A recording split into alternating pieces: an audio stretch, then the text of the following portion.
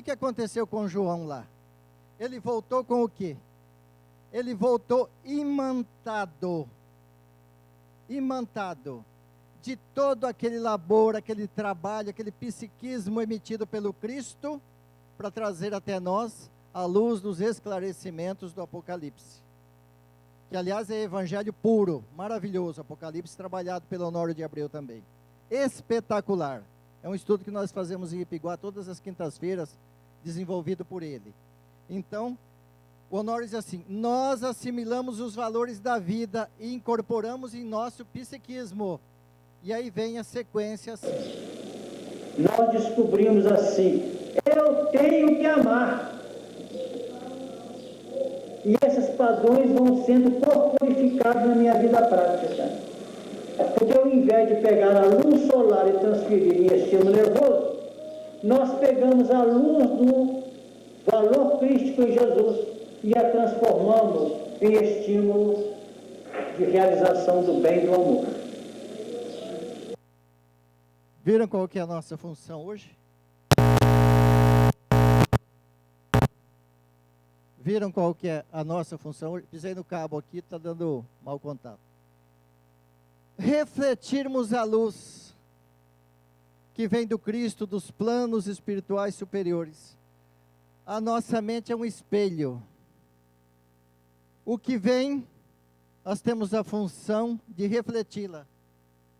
E muitas vezes, esse espelho está um pouco escuro, um pouco tamponado, e nós vamos refletindo aquilo que é inferior, infeliz, que não é bom. Mas a nossa função hoje é essa. É o mesmo que aconteceu com Paulo naquela passagem que nós colocamos agora há pouco. Não sou eu quem vivo, mas é o Cristo que vive em mim. Ele está refletindo esta luz crística do Cristo. Como refletiu Buda, Krishna, Porri e outros tantos, que muitos até fazem uma confusão danada, achando que esses espíritos aí da Índia antiga, né? Foram reencarnações de Jesus. Errado. Jesus só veio uma vez. Na verdade, eles foram isso. Retransmissores dessa luz crística do Cristo com as culturas regionais deles. Porque as culturas são diferentes. E eles precisavam trabalhar daquela forma, com a cultura daquela época e daquele povo. Bem diferente da nossa. Mas são espíritos que trabalharam, que fizeram a sua parte dentro disso. No livro O Evangelho de Emmanuel, tem vários capítulos que o Emmanuel, esse livro aqui é muito bom, viu gente? O Evangelho de Emmanuel, um trabalho segundo Mateus, e tem também, jamais a do Lucas que tem, e do quem me ajuda aí, tem mais 2 livros lançados. O Emmanuel comenta as mensagens desses discípulos. Então aqui, nós vamos numa mensagem chamada Façamos Nossa Luz. O Emmanuel diz assim: em meio da grande noite, mas a noite, gente, não é a noite exterior, não, é a noite interior que está ocorrendo dentro de cada um de nós. É necessário acendamos nossa luz. Porque quem acende a luz vai diminuir sofrimento, dor, aflição. Sem isso, é impossível o caminho da libertação. Muito idêntico ao que Honório disse lá atrás, né? Estão lembrados? Aliás, todo esse trabalho de Honório é baseado em Emmanuel e André Luiz. Sem a irradiação brilhante de nosso próprio ser, porque a luz que temos que acender está dentro de nós, não poderemos ser vistos com facilidade pelos mensageiros divinos. Olha bem, vou até repetir aqui, ó. Sem a irradiação brilhante de nosso próprio ser, não poderemos ser vistos com facilidade pelos mensageiros divinos. eles não vão nos ver com facilidade. Lembrem-se daquela passagem, se não me engano, está no livro Nosso Lar. Se não tiver, depois está em algum outro do André Luiz. Eles estavam na cidade do Rio de Janeiro e precisaram procurar algumas pessoas sintonizadas com o mais alto. Saiu o André Luiz e mais outros companheiros, espíritos, e deu um trabalho danado para eles achar lá um ou dois que tinham uma anteninha psíquica ligada com o alto, numa cidade do tamanho do Rio de Janeiro. Perceberam? Então nós precisamos movimentar essa anteninha também, essa luz interior, para que a hora que os espíritos precisem de nós, os superiores, nos achem, nos encontrem e nos coloquem a serviço do próximo. Não é verdade? É indispensável organizar o santuário interior e iluminá-lo, a fim de que as trevas não nos dominem. Então, se nós não trabalharmos bem, nós vamos ficar nessa condição de domínio por parte das trevas, não é isso? E nós vamos botar aqui mais um pedacinho do filminho aqui, para a gente passar agora para uma parte que sai dessa aí desse processo de evolução. Deixa eu trabalhar aqui, gente, porque eu tenho que correr com a mão aqui, não tem jeito. 56 e 46. Deixa eu correr um pouquinho antes, mas é pouquinha coisa. Vamos lá. Vai falar de renovação mental. A encontrar o caminho, o encaminhamento, o endereçamento adequado do pensamento. Porque é a faixa que nós vamos trilhar. Todo o sistema educativo nosso, que vocês aprenderam nesse encontro, está com base na renovação mental. Muito interessante essa questão, vamos trabalhar bem isso, da renovação mental. Porque tem dois tipos de renovações, a mental e a espiritual. Ele vai trabalhar a renovação mental, é diferente. Há dois tipos. Então vamos ver com bastante carinho isso. Não sei se, acho que não vai dar tempo de ver a parte da renovação espiritual mais para frente.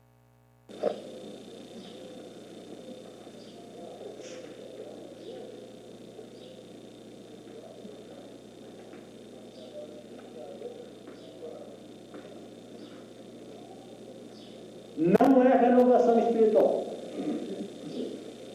Renovação mental.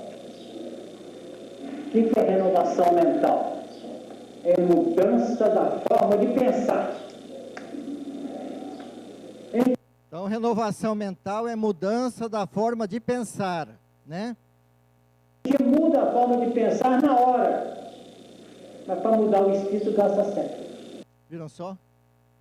A mudança mental a gente pode mudar na hora, mas a mudança do espírito pode gastar séculos. Tem gente que consegue, ele vai falar em um mês, 2. Mas a renovação do espírito é difícil. Ela não é fácil, não. 1 ano, 2 anos, 5 anos. Tem gente que muda o espírito em 2 meses, 1 mês, até em 2 dias. Mas tem que ter uma capacidade de testemunho, de sacrifício. Eu entro naquela porta, me deu acesso aqui, com uma ideia e saio com outra, não pode? Mudou a mente, mas o espírito mudou, porque está cheio de condicionamento aqui.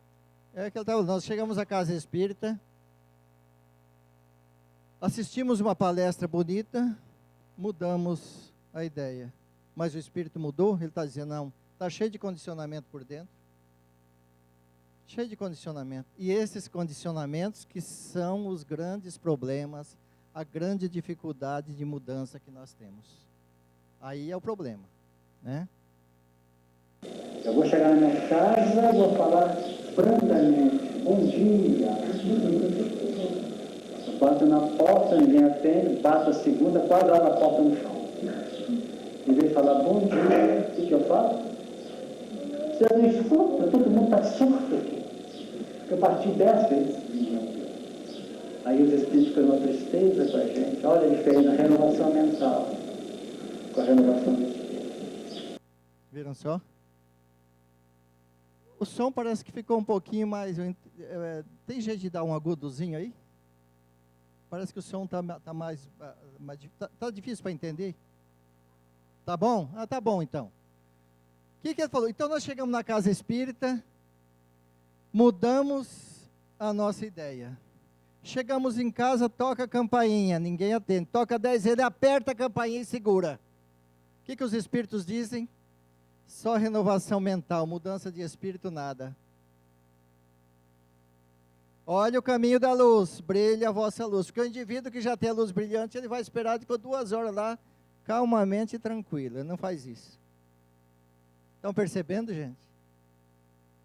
Esse tema, brilha a vossa luz diante de Deus e diante dos homens, é muito interessante. Não é tão simples como eu disse no começo, de se fazer luz assim, não. Nós temos que entender mesmo para trabalhar isso, não é verdade? Nossa. E na medida que a mente renova e o espírito não consegue renovar-se, começa a criar o mal-estar para nós e o sofrimento. Olha bem, ele está dizendo o seguinte, vai trabalhar isso. No momento em que começa a haver uma renovação mental, mas o espírito não consegue se renovar, começa um sofrimento para nós. Vamos entender, né?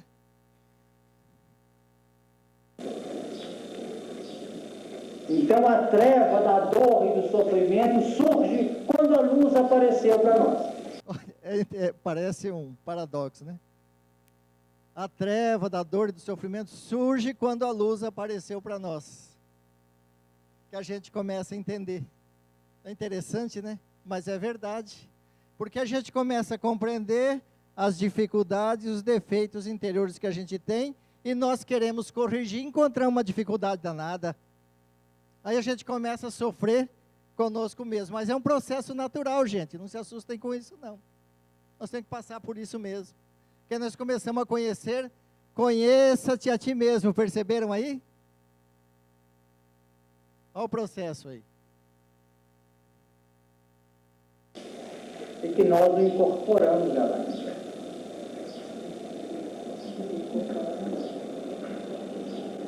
Estou achando que eu estou apertando muito pouco. Pode ir?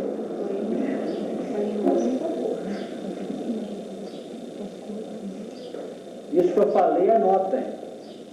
A treva e o desconforto começa quando a renovação mental é um fato e o espírito não consegue acompanhar. E todas as vezes que a gente fala que fazia sempre, a mente grita: está fazendo bobagem. E antes a gente fazia bobagem, não tinha compromisso nenhum, porque não conhecia a luz. Perceberam? Aí. Quando a gente começa a conhecer a luz, estou fazendo bobagem. Antes não conhecia a luz, não tinha compromisso nenhum. Não sabia o que era fazer bobagem, tanto faz como fez. Agora começa a mudar tudo. Isso que é o sofrimento que passa a existir dentro de nós. Olha, nós estamos aí com aí máximo 10 minutos. Esse é um seminário de 2h30. Quem quiser depois assistir, entre na Rede Amigo Espírita, procure Seminário Caminho da Luz com Honório Onofre de Abreu. Nós estamos preparando, eu e a Yara lá, o trabalho de transcrição já está pronto, mas um trabalho de 4 horas dele. O som é um pouco pior que esse, por isso que a gente está fazendo, nós estamos trabalhando legenda com o companheiro do Movimento Espírita de Três Lagoas. Dentro de uns 3 ou 4 meses também vai estar na Rede Amigo Espírita.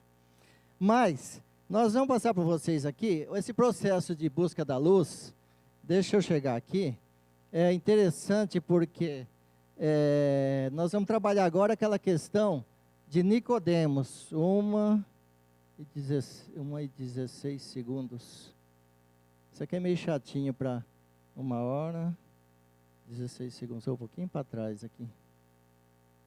Só um segundinho, viu, gente? Um pouquinho de paciência, porque... Então vamos lá, vamos ver se dá certo aqui. A luz que vem mostrar o que é certo. Mas o caminho da luz para se viver aquilo que é correto e que é certo. Porque nós estamos cheios de valores na cabeça. Se bobear, tudo que eu estou falando aqui, você já sabia. Deixa eu ver aqui que eu coloquei errado, viu, gente? É 16 minutos. Aqui, só um segundinho. Então, vamos lá. Peço desculpa aí para vocês, mas é assim mesmo, viu?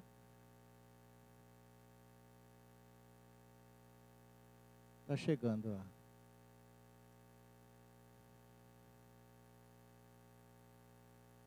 ó. Que Jesus propôs. Então a doutrina veio num momento em que define um processo, um tempo de maturidade. Jesus num momento de maioridade. E Moisés num processo, numa área, melhor dizendo, num momento de juventude e de adolescência da humanidade. Então, a adolescência com Moisés, a maioridade com Jesus e a maturidade com a doutrina espírita. Jesus vive e projeta como e por que viver. E vamos notar que com Kardec nós aprendemos o porquê e o para quê. Então vamos dizer um exemplo. Kardec não. Nicodemos pergunta. Lembre-se da pergunta de Nicodemos? No Boa Nova está assim, rapidinho. Aí ele vai trabalhar esse assunto. Mestre, disse Nicodemos, que era doutor da lei. Bem sabemos que vindes de Deus, pois somente com a luz da assistência divina podereis realizar o que tendes efetuado, mostrando o sinal do céu em vossas mãos. Tenho empregado a minha existência em interpretar a lei, mas desejava receber a vossa palavra sobre os recursos de que deverei lançar mão para conhecer o reino de Deus. Primeiro que tudo, Nicodemos, disse Jesus, não basta que tenhas vivido a interpretar a lei. Conversa de Nicodemos, que era um doutor da lei. Na época, era considerada essas criaturas aquelas autoridades máximas. Eles casavam, descasavam, eles resolviam tudo. E nessa conversa com Jesus, ele não tinha conhecimento desse assunto que vamos tratar aqui. Primeiro que tudo, Nicodemos, não basta que tenhas vivido a interpretar a lei, mostrando que precisamos ter um pouco mais de humildade com as questões e as situações dentro desse processo de evolução nosso. Antes de raciocinar sobre as suas disposições, disse Jesus, deverias ter-lhe sentido os textos. Jesus está orientando Nicodemos que ele deveria ter sentido os textos antes. Sentir é coração, não é só razão. Não era para usar só isso aqui, os dois. Mas em verdade devo dizer-te que ninguém conhecerá o reino de Deus senão sem nascer de novo. Aí pergunta Nicodemos, como pode um homem nascer de novo sendo velho? Interrogou o fariseu, altamente surpreendido. Poderás porventura regressar ao ventre de sua mãe? Em verdade reafirmo-te ser indispensável, disse Jesus, que o homem nasça e renasça para conhecer plenamente a luz do reino. Entretanto, como pode ser isso? Perguntou Nicodemos, perturbado. Disse Jesus, és mestre em Israel? És doutor da lei? És mestre em Israel e ignora essas coisas? Não tem conhecimento disso? Inquiriu Jesus como que surpreendido. É natural que cada um testifique daquilo que saiba. Porém, precisamos considerar que tu ensinas. Apesar disso, não aceita os nossos testemunhos. Vamos parar por aqui, vamos tocar que o Honório, nesse tema, brilha a vossa luz diante de Deus, diante dos homens e diante de Deus, vai fazer uma breve explicação, para nós encerrarmos aí. Nicodemos, que era uma inteligência máxima na época. Mas a partir daquela época até hoje, olha como houve um processo de evolução dentro disso. Como é que Jesus tratou a situação com Nicodemos? Vamos ver então. É muito interessante. Jesus pergunta não, postula uma determinada dúvida, dizendo assim, o Nicodemos, bem sabemos que és mestre vindo de Deus, porque ninguém pode operar os sinais que tu operas sem que Deus esteja com ele. Aí Jesus notando as preocupações dele quanto a Deus, mostra o quê? Em verdade vos digo, que aquele que não nascer de novo não pode ver o reino de Deus. Essa foi a resposta. Nicodemos não entendeu. Definiu assim: como pode ser isso? Pode um homem nascer sendo velho e entrar no ventre de sua mãe e nascer de novo? Aí Jesus voltou a insistir: em verdade vos digo que aquele que não nascer da água e do Espírito não pode entrar no reino de Deus. Então vejam bem, vou usar mais um pontinho para aproveitar. Nascendo de novo, constantemente reencarnando, nós vemos o reino de Deus. Como é que se vê o reino de Deus que está na questão? Nascendo de novo e reencarnando, nós vemos o reino de Deus. Mas tem a questão do entrar no reino de Deus também. Então essa nós já aprendemos. Nascendo de novo constantemente e reencarnando, nós vemos o reino de Deus. Primeiro tem que ver, para depois entrar. Temos uma visão panorâmica, como nós falamos, pela mudança da mente. Agora, quem quiser entrar, que é o plano da sublimação, fazendo luz ou refletindo luz, qual que é o sistema? Reencarnar ou nascer da água, ou renovar-se, nascendo do Espírito. Se a doutrina tivesse lá naquela época, seria talvez extemporânea. Porque Jesus falou nascer de novo, definindo o mecanismo reencarnatório. É isso? Imaginemos Jesus dizendo para Nicodemos assim. Agora preste atenção, se Jesus dissesse para Nicodemos naquela época, mais ou menos assim. Senta aí que eu vou te contar. Existe uma célula masculina que se chama espermatozoide. E existe uma feminina que se chama óvulo. Na fecundação pelo ato sexual ou in vitro, as duas se casam e formam o zigoto. Esse zigoto é uma célula que começa a se desdobrar na formação do embrião. O embrião transforma-se com o decorrer do tempo no feto, dando margem a que nasce a criança. E esse zigoto, na hora que se conjugam as duas células, o espírito se aglutina pelo seu psicossoma. Acho que Nicodemos tinha entrado em parafuso. Nicodemos não entraria em parafuso se Jesus dissesse para ele naquela época isso? Entraria em parafuso. Você viu o que é o processo de evolução, esse caminho da luz, essa busca da luz, como é longo, complicado, mas que nós estamos aí na caminhada de realização. Gente, tem muito material aí dentro desse seminário, chama-se A Caminho da Luz, porque a Caminho da Luz e Brilha a Vossa Luz é a mesma coisa. É um processo longo, quem quiser depois pode, como eu disse, através da Rede Amigo Espírita, mas nós nesta manhã tentamos assim deixar para vocês essa mensagem de que esse Brilha a Vossa Luz é uma busca longa que vem de longe, desde o princípio espiritual, passando pelo reino mineral, vegetal, e na fase que nós nos encontramos de homem, e vamos por aí afora nessa caminhada com a espiritualidade, trabalhando esse brilho interior dessa luz. Nosso muito obrigado pela paciência que vocês tiveram conosco nesta manhã. Muita paz para todos e um feliz domingo. Muita paz.